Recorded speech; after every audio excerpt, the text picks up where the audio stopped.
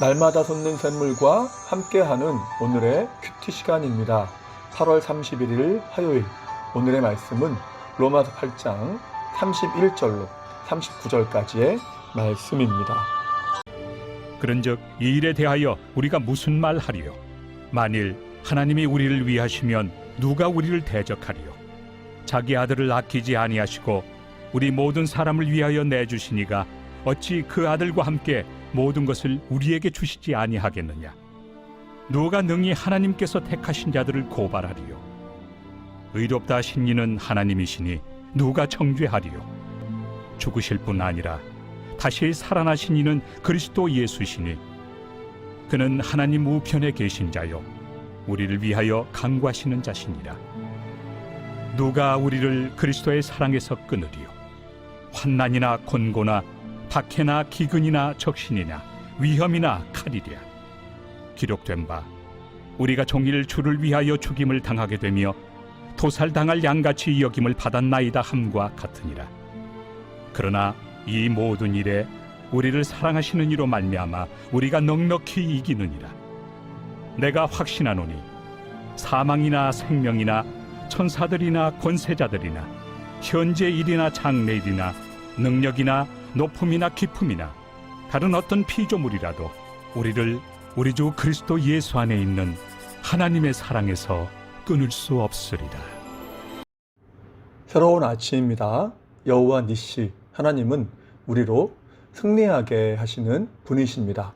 오늘 본문은 그런즉 이 일에 대하여 우리가 무슨 말 하리요? 라는 선언으로 시작합니다. 여기서 이 일이라는 것은 30절 말씀처럼 미리 정하신 자들을 부르시고 의롭다고 하시고 영화롭게 하신 역사, 곧 예수님의 메시아 사역, 구원 역사를 말씀합니다. 그리고 무슨 말을 하겠는가라는 것은 하나님의 구원 사역이 더없이 완전함을 말씀하죠.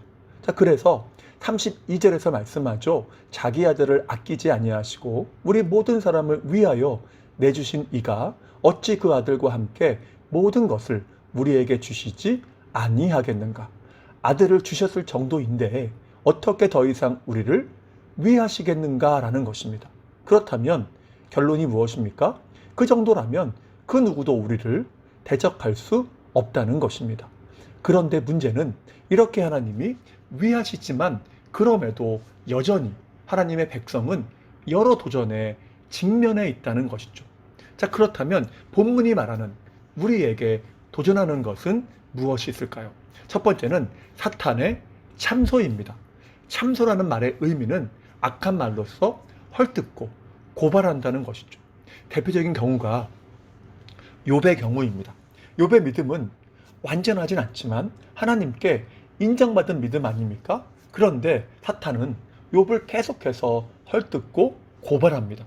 욥이 하나님을 잘 섬기는 것은 믿음이 좋아서가 아니라 하나님이 복을 주셨기 때문이며 그에게 고난을 주시면 하나님을 부인하며 욕할 것이다 라고 이야기하죠. 그렇습니다. 이것이 사탄의 역할입니다. 그래서 본문 33절, 34절에서 말씀하는 것이 무엇입니까? 사탄이 끊임없이 우리를 고발하며 정죄한다는 것이죠. 그렇다면 우리가 유죄입니까? 무죄입니까? 두말할 필요 없이 본질적으로는 유죄입니다. 하나님이 살피신다면 100% 유죄 판결을 받을 수밖에 없는 죄악된 인생인 것이죠. 그래서 우리는 날마다 우리의 삶을 살펴봐 달라고 하나님께 기도해야 합니다. 물론 두렵죠. 하나님이 살피신다면 내 죄악이 환하게 드러나지 않겠습니까? 그럼에도 다윗은 시편 139편 23절에서 이렇게 기도합니다. 하나님이여 나를 살피사 내 마음을 아시며. 왜입니까? 그래야 우리의 죄가 드러나게 되고 바로 보게 되고 온전하게 회개할 수 있기 때문입니다. 그래서 두렵지만 살펴봐 달라고 기도한 것이죠. 아무튼 본문은 이렇게 죄악된 우리를 놀랍게도 무죄라고 선언합니다. 본문 표현대로 하면 의롭다고 인정하셨다는 것이죠. 자, 그래서 누가 우리를 고발하며 정죄하겠느냐라고 반문하는 것입니다. 그 원동력이 무엇입니까? 34절 말씀이죠. 죽으실 뿐 아니라 다시 살아나신 이는 그리스도 예수시니 십자가와 부활 사건입니다. 예수 그리스도의 십자가와 부활 사건에 우리가 함께 묶였고 이로 인해서 죄 없으신 주님처럼 우리 역시 죄가 없는 것으로 인정해 주신다는 것입니다. 칭의하시는 거죠. 자, 그래서 스가랴 3장을 보면 사탄이 더러운 죄의 옷을 입고 있는 여호수아를 참소하지 않습니까? 그때 하나님은 더러운 옷을 벗기고 정결한 옷을 그에게 입히십니다. 그러면서 사탄을 책망하시죠. 내가 너를 책망하노라. 내 백성, 내 자녀를 참소하지 말라는 것입니다. 우리도 그렇지 않습니까? 누군가 자신의 자녀를 헐뜯고 그 잘못에 대해서 계속 이야기하면 비록 그 잘못에 대해서 자녀를 징계할지언정 그 사람에게는 더 이상 내 자녀를 비난하지 말라고 단호하게 말할 것입니다. 그것을 좋아할 부모는 없는 것이죠. 하나님도 그러신다는 것입니다. 사탄을 책망하시고 참소하지 못하게 하신다는 것입니다. 무엇으로 말입니까? 주님의 십자가를 통해서 하시는 것이죠. 그래서 하나님의 사랑은 항상 그리스도 안에만 있다는 것이죠. 그래서 계속 하나님의 사랑을 이야기할 때 그리스도 안에 있는 하나님의 사랑이라고 표현하는 것입니다. 이러한 은혜 때문에 사탄은 정죄하지만 그럼에도 우리는 의롭다고 인정을 받는다는 것이죠. 놀라운 은혜입니다. 자, 두 번째, 우리를 도전하는 것은 무엇이 있을까요? 바로 고난과 시련입니다. 35절에서 말씀하죠. 누가 우리를 그리스도의 사랑에서 끊으리요? 환난이나 공고나 박해나 기근이나 적신이나 위험이나 칼이랴. 여기에 언급되는 것들은 우리가 만날 수 있는 모든 고난과 위험을 가리킵니다. 그렇습니다. 우리가 살면서 이제는 모든 것이 끝난 것 같고 금방이라도 죽을 것 같은 시련과 고난의 때를 만나기도 하죠. 그렇지만 기억할 것은 하나님의 사랑이 아들을 주실 정도이기 때문에 그 어떠한 것도 하나님의 사랑에서 끊을 수 없다는 것입니다. 이것은 바울 자신이 경험한 것 아닙니까? 고린도후서 11장 23절이죠. 내가 수고를 넘치도록 하고 옥에 갇히기도 하고 매도 수없이 맞고 여러 번 죽을 뻔했다. 이처럼 바울은 수없이 고난을 마주했지만 그는 사방으로 우겨쌈을 당해도 쌓이지 않고 박해를 받아도 버림받지 않고 쓰러뜨림을 당해도 망하지 않는 은혜를 경험한 것입니다. 왜입니까? 하나님의 사랑이 그만큼 완전하고도 영원하다는 것이죠. 자, 그럼에도 우리의 삶을 돌아보면 우리는 여전히 만만치 않고 두려워할 만한 일들을 만나게 됩니다. 36절 말씀처럼 우리가 종일 주를 위하여 죽임을 당하게 되며 도살을 양같이 여김을 받는 삶을 살아가는 것이죠. 오늘날을 보면 얼마나 많은 사람들이 코로나19로 인해서 불안해하고 힘들어합니까? 또 실제로 경제적인 어려움, 상황적인 어려움을 만나죠. 그 외에도 여러 난관을 만나기도 합니다. 이러한 현실만 본다면 참으로 두려워할 수밖에 없고 답답해할 수밖에 없는 상황이라는 것이죠. 자, 그런데 37절에서 뭐라고 합니까? 그러나 이 모든 일에 우리를 사랑하시는 이로 말미암아 우리가 넉넉히 이기느니라. 37절을 그러나로 시작합니다. 무슨 말입니까? 여러모로 난제들과 시련을 만나기도 하지만 그러나 반전이 있다는 것이죠. 그 모든 것을 넉넉히 이긴다는 것입니다. 그 근거가 무엇입니까? 우리를 사랑하시는 하나님의 사랑입니다. 실패할 수 없고 끊어질 수 없는 사랑인 것이죠.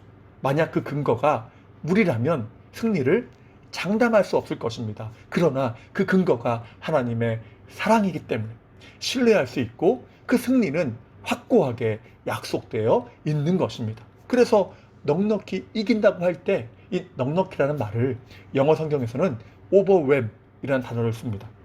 압도적이라는 뜻이죠. 못 이길 것 같지만 그리스도 안에 있는 하나님의 사랑 때문에 이길 수 있을 뿐더러 이기되 압도적으로 이긴다는 것입니다. 믿으십니까? 자, 이제 말씀을 마무리합니다. 예전에 이러한 안타까운 기사가 있었습니다. 고층 아파트에서 사람이 줄에 매달려 일을 하는데 시끄럽고 신경이 쓰인다는 이유로 칼로 밧줄을 끊어버렸고, 일하던 분이 높은 곳에서 떨어져서 죽었다는 것입니다. 너무나 안타까운 사건이었죠. 평소에 고층 건물에서 매달려서 일을 하는 분들을 보면 조마조마하고 또 걱정이 되기도 합니다. 그런데 우리의 삶이 이렇게 높은 곳에 매달려 있는 것 같은 아슬아슬함을 느끼고 경험하는 삶이라는 것입니다. 폴 투르니에는 이를 중간지대의 불안이라고 표현했죠. 이것은 영원한 천국에 들어가기 전까지는 중간지대를 살아가는 신자가 경험할 수밖에 없는 상황이라는 것입니다. 그럼에도 본문은 우리가 담대할 수 있고 승리할 수 있다고 말씀합니다. 아니, 그것이 약속이라고 하죠. 왜입니까? 우리가 묶여있는 그리스도 안에 있는 하나님의 사랑이라는 끈은, 그 밧줄은 그 어떠한 시련이나 고난도, 또한 사탄이나 마귀도 그 어떠한 것도 끊을 수 없는 것이기 때문입니다. 그러므로 어떠한 도전이 있다고 해도 담대한 믿음 가지고 그리스도 안에 있는 하나님의 사랑으로 넉넉히 승리함을 경험하시는 복된 인생 되시기를 주님의 이름으로 축복합니다. 그러면 다 같이 주기도문 하시고 주신 말씀을 붙잡고 간절하게 하나님께 기도하며 나아가도록 하겠습니다. 하늘에 계신 우리 아버지, 아버지의 이름을 거룩하게 하시며 아버지의 나라가 오게 하시며 아버지의 뜻이 하늘에서와 같이 땅에서도 이루어지게 하소서. 오늘 우리에게 일용할 양식을 주시고 우리가 우리에게 잘못한 사람을 용서하여 준 것 같이 우리 죄를 용서하여 주시고 우리를 시험에 빠지지 않게 하시고 악에서 구하소서. 나라와 권능과 영광이 영원히 아버지의 것입니다. 아멘.